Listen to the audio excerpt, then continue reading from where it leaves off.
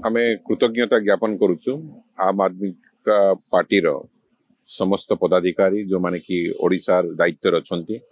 समस्त आज एठार उपस्थित होती निरीह असहाय गरीब चाषी को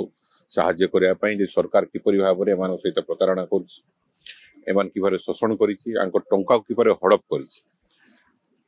जहाँ बयान आसी सरकार तरफ मान्यवर मंत्री तरफ मिल मालिक माने पैसा देदेवे धान किणिला सरकार मिल मालिक कौटू आसला सरकार सीधा सड़क चाषी अकाउंट को टंका पठेबा दरकार तो ए स्पष्ट हो जाउची जे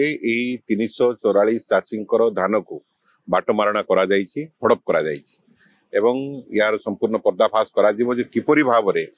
लैंप एमडी मिल मालिक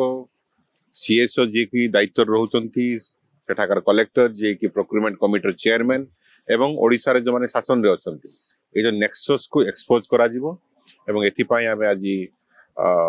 ए समस्त विषय रे आम आदमी का पार्टी सहित मध्य आलोचना करिबु सेमानकर सम्माननीय नेतृवृंद सहित एवं सेमाने आज घोषणा करिसंती जे गरीब असहाय चाषी पई सेमाने संपूर्ण भाव आंदोलन जोग देबे एवं ए गरीब चाषी को न्याय दियाइबे।